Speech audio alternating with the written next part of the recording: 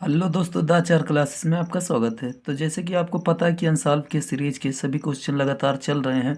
तो आज हम लोग गतिमान आवेश तथा चुंबकत्व के कुछ महत्वपूर्ण क्वेश्चन देखने वाले हैं जो 2022 और 23 में पूछे गए हैं। तो आपको बता दें कि टोटल ये आपको 16 सेटों के क्वेश्चन कराए जा रहे हैं। तो आप अगर अभी तक की वीडियो नहीं देखे हैं तो जाके पीछे प्लेलिस्ट में देख सकते हैं। ठीक है, तो आज हम लोग इस वीडियो की लगातार की 7वीं एक क्लास करने वाले हैं। तो चलिए इस वीडियो की शुरुआत करते हैं। तो देखिए, ये जितने भी क्वेश्चन लिए गए ये अनसॉल्व से क्वेश्चन लिए गए हैं। तो अगर आप अनसॉल्व नहीं लगा सकते तो आप हमारे साथ लगातार बने रहिए और आपको लगातार क्वेश्चन मिलते रहेंगे। ठीक है, तो चलिए अब देखते हैं, वीडियो की शुरुआत करते हैं। तो देखिए, इसमें हम लोग 7वीं एक क्लास कर रहे हैं। तो इसमें देखिए क्वेश्चन क्या है, किसी धारामापी की सुग्राहिता का अर्थ समझाइए। ये पूछा क्या है, धारामापी जो होता है उसकी सुग्राहिता पूछा है। ठीक है, फिर किसी धारामापी को वोल्ट मीटर में कैसे परिवर्तित करेंगे। किसी धारामापी में 1 एम्पियर की धारा पूर्ण पैमाने पर विक्षेप करती है, इसे 10 एम्पियर परास के मीटर में परिवर्तित करने हेतु वांछित संट एवं धारा के प्रतिरोध में संबंध ज्ञात करना है। ठीक है, तो ये क्वेश्चन देखिए 2022 में पूछा गया क्वेश्चन है। तो आइए देखते हैं इसका आंसर कैसे लिखते हैं। तो देखिए, हमें क्या लिखना है, किसी धारामापी की सुग्राहिता का अर्थ, मतलब इसकी परिभाषा में लिखना है। तो देखिए, धारामापी की सुग्राहिता क्या होती है, एकांक धारा प्रवाहित से धारामापी की कुंडली में उत्पन्न विक्षेप को धारामापी की सुग्राहिता कहते हैं। एक बात हमेशा याद रखिए, जब कोई चीज़ बटे में केवल एक हो, बटे में केवल एक चीज़ हो, तो उससे पहले आप क्या लगाएंगे, एकांक शब्द। तो लगाएंगे एकांक। देखिए आई क्या है, विद्युत धारा है, तो एकांक धारा प्रवाहित से। ठीक है, एकांक धारा ये क्या है, धारा है आई। तो एकांक धारा प्रवाहित करने से धारामापी, जो धारामापी होगा, धारा मापने का यंत्र होगा, उसमें विक्षेप, विक्षेप कितना फाई हो, तो विक्षेप को धारामापी की धारा सुग्राहिता कहते हैं। ठीक है, तो याद रखिए, एकांक धारा प्रवाहित से धारामापी की कुंडली में उत्पन्न विक्षेप को धारा की सुग्राहिता कहते हैं। देखिए, धारा सुग्राहिता को किससे प्रदर्शित करते हैं, एस से। एस बराबर फार्मूला क्या होता है, फाई अपॉन आई। क्या होता है, फाई बटे आई। और ये फाई बराबर क्या होता है, एन ए बी अपॉन सी। ठीक है, तो यहाँ पे ये मेन फार्मूला है, आप सिर्फ इतना याद रखिएगा, इसको मत लिखिए चाहे। ठीक है, तो अब देखिए धारामापी की सुग्राहिता लिख दिए। उसके बाद अब देखिए, किसी धारामापी को वोल्ट मीटर में कैसे परिवर्तित करते हैं। तो देखिए, किसी धारामापी को वोल्ट मीटर में कैसे परिवर्तित करते हैं। तो आप देखिए, ये लाइन आप मत लिखिएगा, यहाँ से आप देखिए, धारामापी को वोल्ट मीटर में परिवर्तित करने के लिए धारामापी की कुंडली के श्रेणी क्रम में एक उच्च प्रतिरोध लगाया जाता है। तो याद रखिए, धारामापी को वोल्ट मीटर में बदलने के लिए, ठीक है, धारामापी की कुंडली के श्रेणी क्रम में। अब देखिए, धारामापी ये है, अब देखिए इसमें ये श्रेणी क्रम में, ठीक है, इसमें किसमें, श्रेणी क्रम में अगर क्या लगा दिया जाए, उच्च प्रतिरोध लगा दिया जाए, तब उसको वोल्ट मीटर में बदला जा सकता है।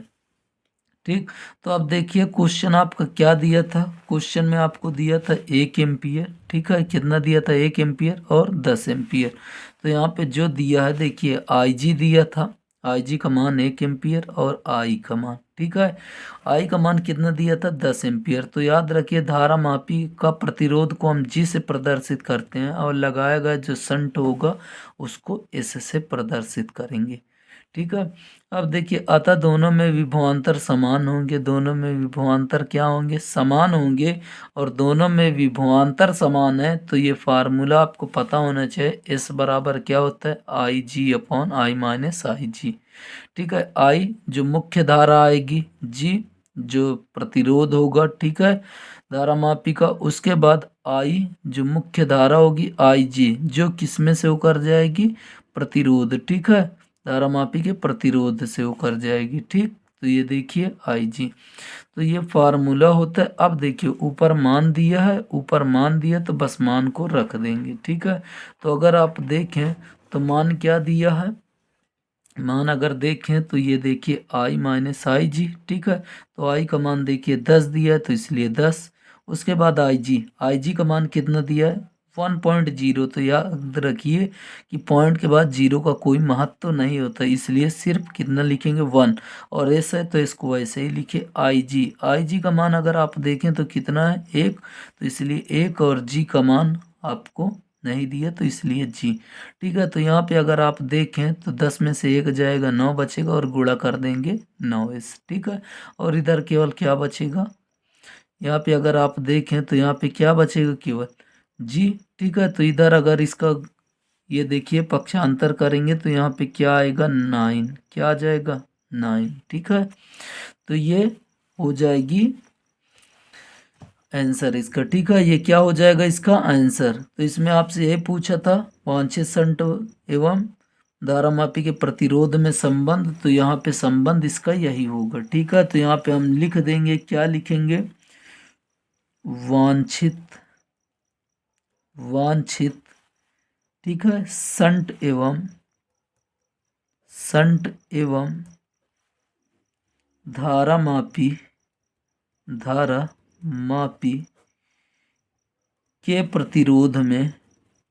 के प्रतिरोध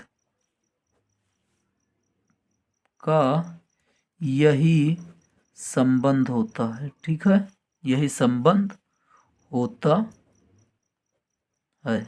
ठीक है, तो ये बात आप लिख लीजिएगा, क्या लिखेंगे, वांछित शंट एवं धारामापी के प्रतिरोध का यही संबंध होता है। ठीक है, अब चलिए आगे क्वेश्चन देखते हैं। अगला क्वेश्चन क्या पूछा है, देखिए अगला क्वेश्चन क्या पूछा था, ये न्यूमेरिकल पूछा था 2023 में। ठीक है, 23 के BU सेट में। तो क्वेश्चन देखिए कितना प्यारा पूछा था।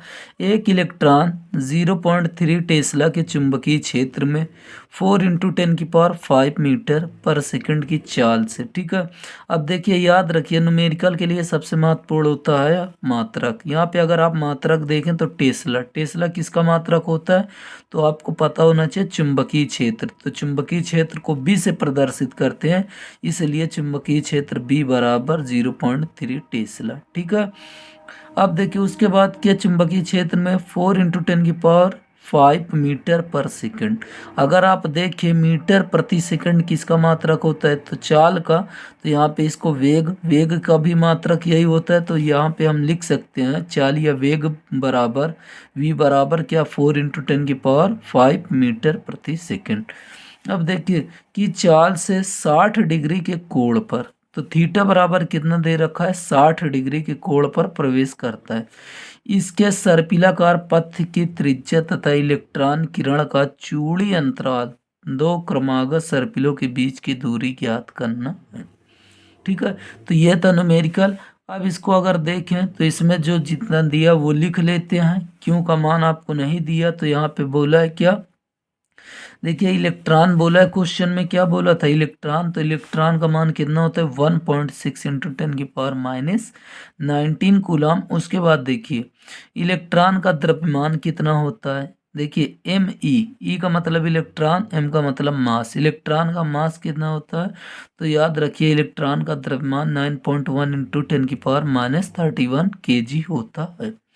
अब देखिए यहाँ पे आपसे पूछा था सर्पिलाकार पथ की त्रिज्या, तो पथ की त्रिज्या का फार्मूला क्या होगा, R बराबर mv sin θ/qb। अगर आप देखें तो आप m का मान रख देंगे, m का मान ये ऊपर जितना है ये रख दिए। उसके बाद अगर हम देखें तो देखिए v का मान अगर हम देखें ये रख दिए। ठीक है, उसके बाद देखिए थीटा बराबर कितना दिया था 60 डिग्री, तो साइन थीटा की जगह 60 डिग्री। उसके बाद देखिए q नीचे है, तो q का मान कितना है 1.6 × 10⁻19। उसके बाद अगर हम देखें तो b, ठीक है, b का मान 0.3, तो इसलिए 0.3।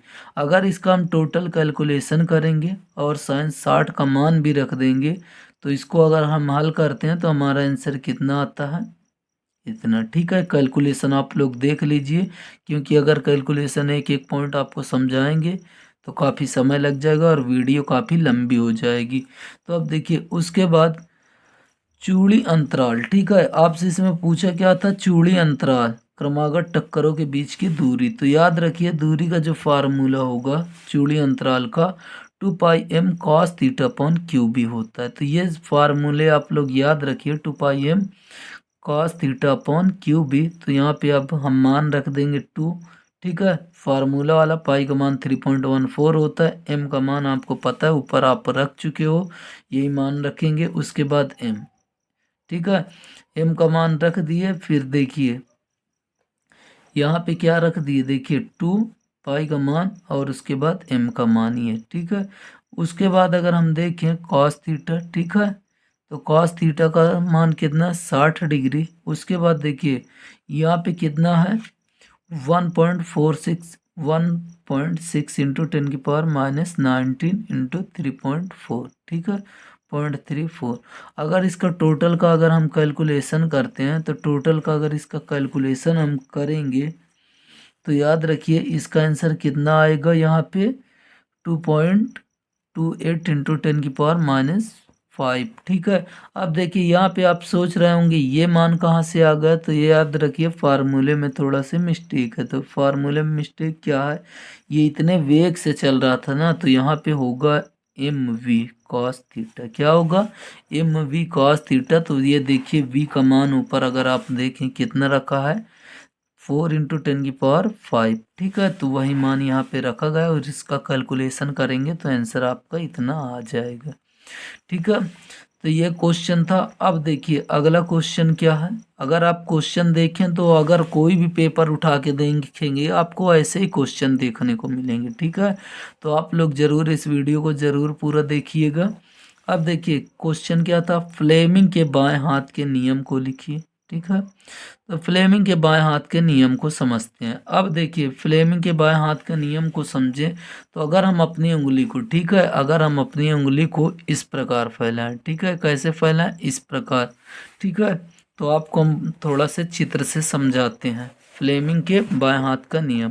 तो ये देखिए चित्र थोड़ा सही से बना नहीं तो उसको आप समझ लीजिए कैसे, कि फ्लेमिंग के बाएं हाथ के नियम के अनुसार यदि हम अपने बाएं हाथ के, ठीक है, अंगूठा, ये क्या है, अंगूठा, पहली उंगली और मध्य की उंगली, तीनों को इस प्रकार फैलाएं कि परस्पर तीनों आपस में क्या हो, लंबवत। लंबवत का मतलब कितना हो, 90 डिग्री। ठीक है, तीनों कैसे हो, 90 डिग्री पर हो। तब पहले उंगली चुंबकीय क्षेत्र की दिशा, बी क्या है, चुंबकीय क्षेत्र की दिशा है, और मध्य की उंगली वैद्युत धारा की दिशा को, तथा अंगूठा चालक पर लगने वाले बल की दिशा को प्रदर्शित करता है। तो याद रखिए, इसे कैसे याद रखेंगे, यदि हम अपने बाएं हाथ की, ठीक है, यदि हम अपने बाएं हाथ को इस प्रकार फैलाएं कि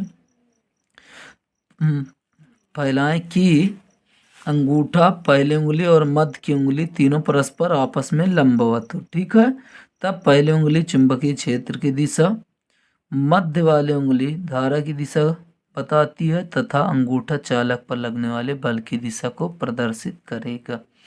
ठीक, तो इसको देखिए याद रखिए, परिभाषा वही लिखिए, यदि हम अपने बाएं हाथ के अंगूठे तथा उसके पास के दोनों अंगुलियां तर्जनी और मध्यमा, ठीक है, पहले वाली उंगली को तर्जनी और बीच वाले को मध्यमा को इस प्रकार फैलाएं कि तीनों एक दूसरे के लंबवत रहे। तब यदि पहली उंगली, ठीक है, पहली उंगली चुंबकीय क्षेत्र की दिशा, ठीक है, और बीच वाली उंगली धारा की दिशा, ये देखिए धारा की दिशा को बताती है, तो अंगूठा चालक पर लगने वाले बल की दिशा एफ को प्रदर्शित करेगा या बताएगा। ठीक है, उसके बाद देखिए कभी कभी फ्लेमिंग का अगर दाएं हाथ का नियम पूछ ले तो आप फ्लेमिंग के दाएं हाथ का नियम यहाँ से बता दीजिए। क्या बताएंगे, यहाँ पे सेम लिखेंगे, यदि हम अपने दाएं हाथ के, ठीक है, आप यहाँ पे क्या लिखेंगे, केवल दाएं। ठीक है, तो यदि हम अपने दाएं हाथ के अंगूठे तथा उसके पास के दोनों अंगुलियों, ठीक है, तर्जनी तथा मध्यमा को इस प्रकार फैलाएं कि तीनों परस्पर आपस में लंबवत हो। ठीक है,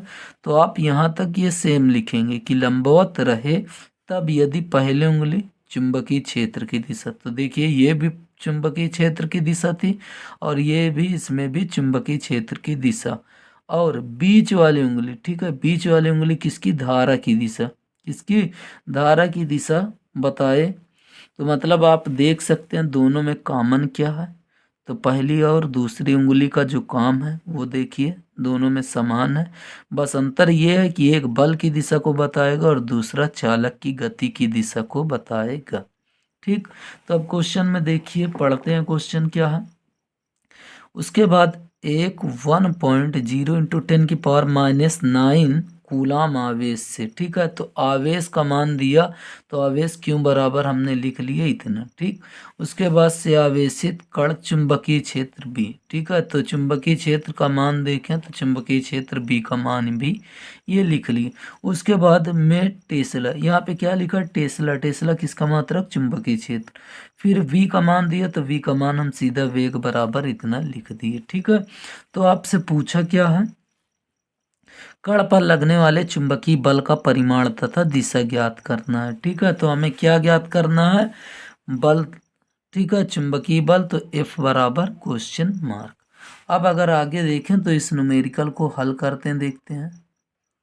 तो देखिए फार्मूला क्या है, फार्मूला होता है F बराबर QVB होता है। अब देखिए यहाँ पे आपको दिया है वेक्टर में, तो इसलिए आप इसको किस में लिखेंगे, वेक्टर में, इसलिए फार्मूला लिख दिए। अब Q का मान इतना दिया हुआ था, अब देखिए इसमें आई जे के, ठीक है, आई जे के नहीं दिया, आई और जे का मान दिया था, के का मान कुछ नहीं था, इसलिए हमने क्या रखा, 0, ठीक है।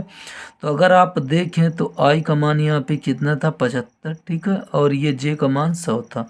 उसके बाद बी का मान अगर आप देखें तो ये मान रख दिए। अब याद रखिए इसमें कुछ नहीं होता, बस इसमें गुणा करना होता है। क्या करना होता है, गुणा, तो यहाँ पे सीधा इसका इधर गुणा कर देंगे, देखिए इसका इधर, उसके बाद माइनस लगा के इसका इधर, ठीक है। तो ये देखिए ये 0 है, तो इससे कोई मतलब नहीं। तो यहाँ पे अगर हम देखें तो ये इसका इधर गुणा 75 का इसमें 3 में कर देंगे और 4 का 100 में, ठीक है। तो माइनस है, तो माइनस, देखिए -75 × 3, उसके बाद इससे पहले क्या लगाएंगे, माइनस, तो -100 × 4, ठीक है। तो अगर आप देखें तो यहाँ पे ये चीज़ वैसे ही लिख दिया गया। अब देखिए 75 का अगर 3 बार गुणा करेंगे तो 3×5 = 15 होता है, 3×7 = 21, ठीक है। और 100 को 4 में गुणा करेंगे तो 400। अब देखिए यहाँ ये भी माइनस और ये भी माइनस, अगर दोनों को जोड़ेंगे तो 400 ये और 225 ये, तो हो जाएगा 625, ठीक है, माइनस में, इसलिए माइनस का चिन्ह।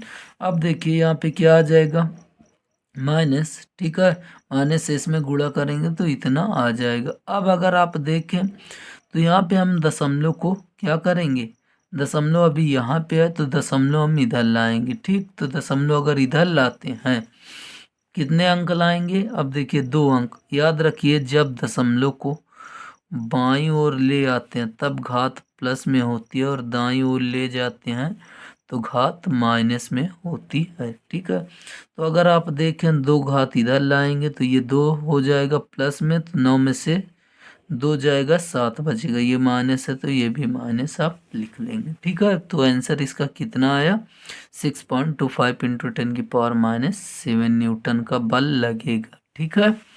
तो अब देखिए अगला न्यूमेरिकल, याद रखिए आपको बता दें फर्स्ट बुक से न्यूमेरिकल ज़्यादा आता है और सेकंड बुक से थ्योरी ज़्यादा आती है, ठीक है।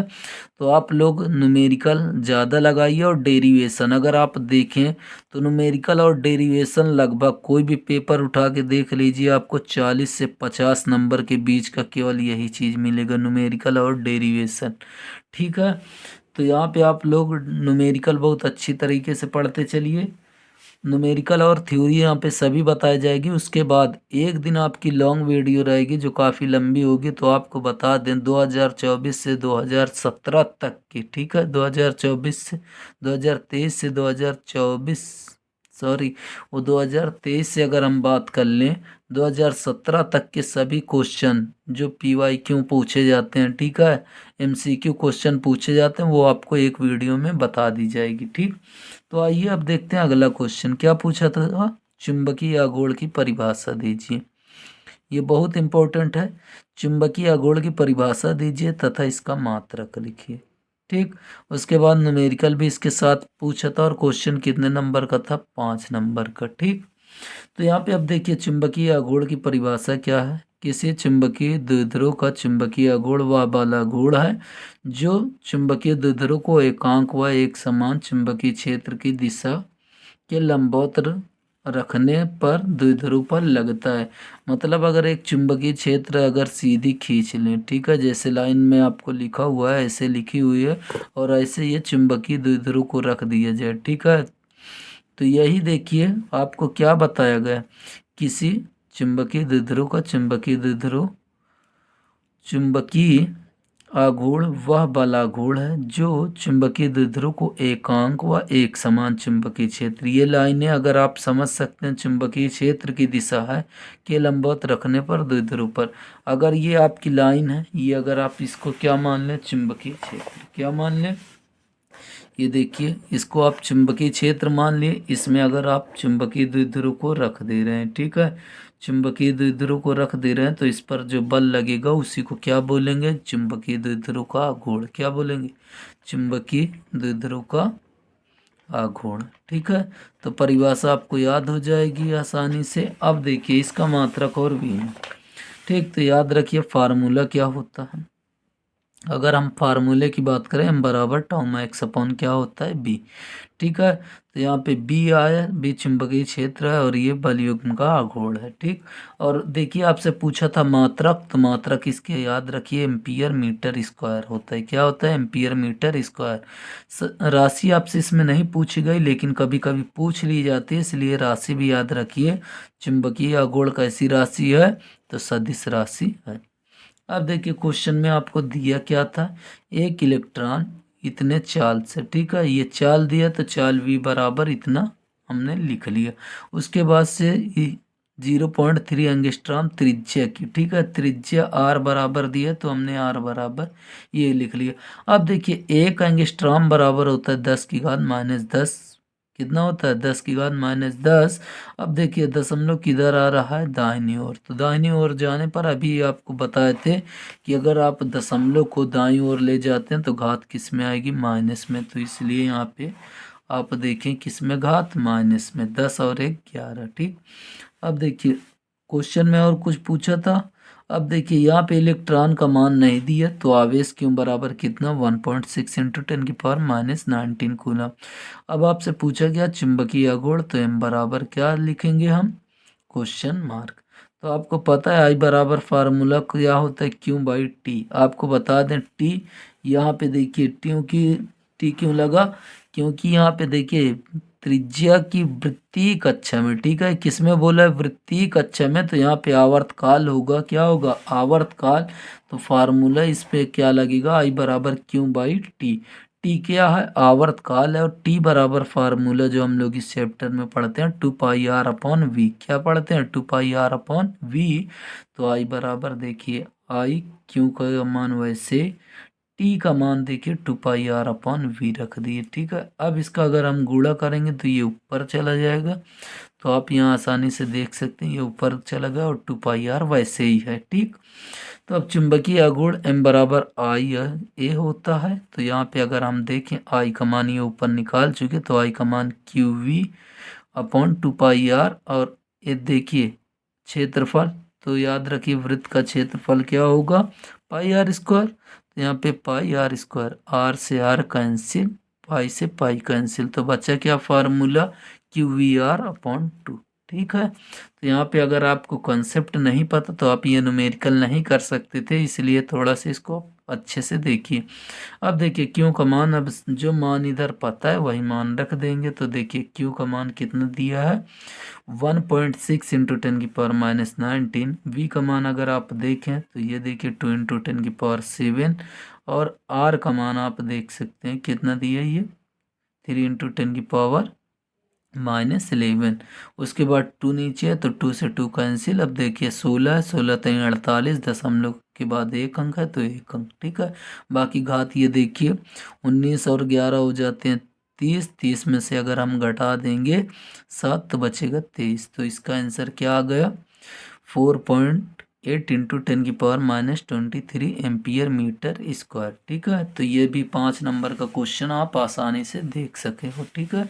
अगर अब अगला क्वेश्चन की बात करें तो अगला क्वेश्चन हम देखें क्या है, तो अगला क्वेश्चन 5 सेंटीमीटर स्क्वायर क्षेत्रफल वाले, ठीक है। तो याद रखिए जैसे आपको क्वेश्चन में जो चीज़ दिखता जाए आप लिखते चलिए, ठीक। तो क्या दिया है, 5 सेंटीमीटर स्क्वायर, तो देखिए क्षेत्रफल दिया, तो क्षेत्रफल ए को ए से प्रदर्शित करते हैं, क्षेत्रफल ए बराबर 5 सेंटीमीटर स्क्वायर। अब देखिए याद रखिए अगर हम केवल सेंटीमीटर की बात करें, किसमें, अगर मान लीजिए 5 सेंटीमीटर दिया होता तो इसको मीटर में बदलते तो सीधा लिख देते 5 × 10⁻² मीटर। लेकिन यहाँ पे दिया है 5 सेंटीमीटर स्क्वायर, मतलब यहाँ पे जब हम मीटर में बदलेंगे तो इसका स्क्वायर करेंगे। तो यहाँ पे 5 × 10⁻² का भी हम स्क्वायर करते हैं, और मात्रक है तो मात्रक में भी स्क्वायर। ठीक है, तो यहाँ पे हम क्या लिखेंगे, देखिए ये 2 दूनी 4 हो जाएगा। कितना हो जाएगा, 4, इसलिए क्या लिखा गया, 5 × 10⁻⁴। ठीक है, तो ये आप देख सकते हैं कितना लिखा गया है, 5 × 10⁻⁴। उसके बाद देखिए एक कुंडली 1.5 न्यूटन प्रति एम्पियर मीटर की एक समान चुंबकीय क्षेत्र, किसका मान दिया, चुंबकीय क्षेत्र का मान दिया। तो चुंबकीय क्षेत्र B बराबर 1.5 न्यूटन प्रति एम्पियर मीटर। ठीक है, उसके बाद देखिए यदि कुंडली में फेरों की संख्या, ये तो पहले से ही बोल दिया क्या चीज़, फेरों की संख्या, और फेरों की संख्या को n से प्रदर्शित करते हैं, इसलिए n बराबर 100 फेरे। ठीक है, इसमें 0.2 एम्पियर की धारा, तो याद रखिए धारा का मान I बराबर कितना दे दिए, 0.2। ठीक है, 0.2 का मतलब वही है। ठीक, उसके बाद आप देखें तो पूछा क्या है, धारा प्रवाहित की जाए तब ज्ञात कीजिए। पहला क्वेश्चन है कुंडली का चुंबकीय द्विध्रुव आघूर्ण। याद रखिए इससे एक क्वेश्चन तो कन्फर्म है, यहाँ से पूछा ही जाएगा। तो कुंडली का चुंबकीय द्विध्रुव आघूर्ण का फार्मूला अभी आप लोग पढ़े हो, क्या पढ़े थे, m बराबर IA। कब IA था, जब फेरों की संख्या नहीं थी। अगर फेरों की संख्या दी हुई है तब आप m बराबर NIA लगाओगे। अब देखिए यहाँ पे n का मान 100 था, I का मान 0.2 था, उसके बाद A का मान आप ये ऊपर से लिख सकते हैं। तो अगर हम देखें तो 5 दूनी 10 होता है। ठीक है, और यहाँ से आप अगर घटा दें तो ये देखिए अच्छे से, यहाँ पे 1 दशमलव था इसलिए 1। उसके बाद देखिए ये 4 है, ये 10 की घात, इसको 2 लिख सकते हैं। कितना लिख सकते हैं, 10 का स्क्वायर 100, तो 10 इसे 10 का स्क्वायर, तो यहाँ पे घटाएंगे -2। ठीक है, उसके बाद देखिए आपसे पूछा क्या था, कुंडली पर अधिकतम बल आघूर्ण। क्या पूछा था, अधिकतम बल आघूर्ण, तो फार्मूला होता है टाउ बराबर MB। M का मान अगर आप देखें यहाँ पे आप निकाल चुके हैं, और B का मान ये यहाँ से आप रख सकते हैं। ठीक है, तो ये देखिए B का मान रख दिए। तो अगर हम देखें तो इसका गुणा करेंगे। ठीक है, यहाँ पे पॉइंट। ठीक, तो यहाँ पे देखिए ये पॉइंट से कुछ मतलब नहीं, क्योंकि पॉइंट के बाद जब तक अगर कोई संख्या नहीं लिखी होती 0 को छोड़ के, तब तक उसका कोई महत्व नहीं होता, इसलिए ये केवल 1 ही लिखा है। तो ये देखिए इसमें गुणा करेंगे इतना, उसके बाद बस सीधा 10 की घात -2। ठीक है, तो ये दो आंसर हो गए। अब देखते हैं अगला क्वेश्चन क्या पूछा गया था। तो आपको बता दें, आप लोग बोर्ड एग्जाम तक साथ में बने रहिए, आपका 60 से 65 नंबर केवल आप देखते देखते 15 से 20 क्लास में ला सकते हो। तो आइए अगला क्वेश्चन की तरफ बढ़ते हैं। तो देखिए आपके पेपर का 16 पेपर का ये सबसे लास्ट क्वेश्चन बचा हुआ है, गतिमान आवेश तथा चुंबकत्व से। तो लास्ट क्वेश्चन देखते हैं अब अच्छे तरीके से, इसमें क्या पूछा गया था। पूछा गया था चल कुंडली धारा मापी में कुंडली एक एल्युमिनियम फ्रेम पर क्यों लपेटी जाती। बहुत प्यारा क्वेश्चन है। क्या पूछा, चल कुंडली धारा मापी में कुंडली एक एल्युमिनियम फ्रेम पर क्यों लपेटी जाती है। तो आपको बता दें एल्युमिनियम जो फ्रेम होता है वह बहुत हल्का होता है। ठीक है, यही कारण है कि एल्युमिनियम के फ्रेम पर कुंडली लपेटी जाती है। तो आप याद रखेंगे क्यों लपेटी जाती है, क्योंकि एल्युमिनियम फ्रेम सबसे हल्का होता है। ठीक, सबसे हल्का का मतलब ये नहीं केवल ये धातु की बात की गई, इसलिए इसमें जो यूज किया जाता है इसका एल्युमिनियम। तो यहाँ पे आप देख सकते हैं चल कुंडली धारा मापी में कुंडली एक एल्युमिनियम फ्रेम पर इसलिए लपेटी जाती है। यहाँ पे आप क्या लिखेंगे, क्योंकि काट के इसलिए लपेटी जाती है क्योंकि एल्युमिनियम अचुंबकीय पदार्थ है। पहला इसका गुण क्या है, यह अचुंबकीय, मतलब यह चुंबकित नहीं है, तो अचुंबकीय पदार्थ है। उसके बाद एल्युमिनियम हल्की धातु है। क्या है, हल्की धातु है, और जिससे कुंडली को घुमाने के लिए कम बल आघूर्ण की आवश्यकता पड़ती है। तो आपको ये अच्छे समझ में आ गया होगा कि एल्युमिनियम का यूज क्यों किया जाता है कुंडली में लपेटने के लिए कुंडली के फ्रेम में। तो याद रखिए ये सबसे पहले अचुंबकीय पदार्थ, उसके बाद हल्की धातु और कुंडली को घुमाने में ज़्यादा बल और गुण की आवश्यकता नहीं पड़ती। ठीक, तब देखिए क्वेश्चन क्या था। क्वेश्चन में एक एक चीज़ समझ लेते हैं। देखिए 12 ओम, दशमलव के बाद 0 तो इसका कोई मतलब नहीं, तो यहाँ पे 12 ओम प्रतिरोध की कुंडली। ठीक, तो यहाँ पे सीधा इसने बोल दिया आर बराबर, ठीक है, कितना प्रतिरोध बोला है, तो यहाँ पे हम जी बराबर कितना लिख दिए 12 ओम। ठीक, उसके बाद की कुंडली का एक धारा मापी 2.5 मिली एम्पियर। तो याद रखिए क्या बोला, धारा मापी। ठीक है, ये धारा मापी का प्रतिरोध है। ठीक है, उसके बाद क्या दिया है, धारा मापी। तो यहाँ पे धारा मापी अगर हम देखें, धारा मापी में बहने वाली धारा तो 2.5, इसलिए आई जी बराबर 2.5 मिली एम्पियर। अब याद रखिए मिली को अगर हम जब मीटर में बदलेंगे तो 10⁻³ से गुणा कर देंगे, तो यहाँ पे मिली की जगह 10⁻³ एम्पियर। ठीक, उसके बाद मिली एम्पियर की धारा के लिए पूर्ण स्केल विक्षेप प्रदर्शित करता है। अगर इतनी धारा आप बहाते हो, ठीक है, तो पूर्ण विक्षेप प्रदर्शित होगा। इसे 0 से 75। ठीक है, अब पूरा मतलब इसमें विक्षेप नहीं करना है, इसमें विक्षेप पूरा आपको नहीं करना। तो आपको कितना करना, 0 से 75 पास्कल मीटर में कैसे परिवर्तित करेंगे। तो अब इसने बोल दिया कि अधिकतम आप धारा कितनी बहा सकते हो, 7.5। कितने, 7.5। तो आई बराबर 7.5। अब देखिए एस बराबर फार्मूला अभी आपने उधर पढ़ा था, एस बराबर आई जी बटे आई माइनस आई जी। तो आप देखिए इस पर दो न्यूमेरिकल ऐसे ही। और मैंने यहाँ पे आपको एक चीज़ बता दूँ, हर सेट का यहाँ पे नाम नहीं लिखा, नहीं लिखता तो ये कई सेटों में क्वेश्चन पूछे गए हैं। आपको सिर्फ यहाँ पे मैंने इस क्वेश्चन में लिख दिया 2022। ठीक, तो इस बराबर ये फार्मूला होता है। अब बस कुछ नहीं, अगर आपको फार्मूला पता होगा तो आप रख लोगे। तो देखो आई का मान देखिए, आई का मान अगर हम देखें तो देखिए आई जी है, क्या है, आई जी है, तो आई जी का मान आप देखिए इतना। ठीक है, इतना, उसके बाद जी। ठीक है, तो यहाँ पे ये देखिए फार्मूला आप अच्छे से देख सकते हैं। फार्मूला ये नीचे लिखा जाएगा, ये जो जी होगा, तो आपको हम बता दें ये फार्मूला आप लिखेंगे कैसे। ये लिखने का तरीका सही नहीं है, तो याद रखिए यहाँ पे मैं लिख दे रहा हूँ, इस बराबर जो फार्मूला लगेगा आई जी इंटू कैपिटल जी। क्या लिखेंगे, I G into capital G upon I minus I G. ठीक है, तो ये वाला फार्मूला यहाँ पे लगेगा। ठीक है, जो उधर लगा था। तो यहाँ पे अगर आप देखें तो एस ज्ञात करना है। आई जी का मान अगर आप देखें तो आई जी का मान ये देखिए 2.5 दिया, तो 2.5 इंटू 10⁻³ जी का मान देखिए 12, तो इसलिए 12। आई का मान देखिए 7.5, तो इसलिए 7.5। उसके बाद अगर आप देखें तो भैया किसका, आई जी का मान अगर आप देखें तो ये दिया, तो ये लिख दिए। ठीक है, अब अगर इसका कैलकुलेशन करेंगे, काटा पीटी करेंगे, तो याद रखिए इसका आएगा कितना, 0.004। ठीक है, कितना आएगा, 0.004। तो इसका आंसर जो आएगा 0.004। तो ये क्वेश्चन थे।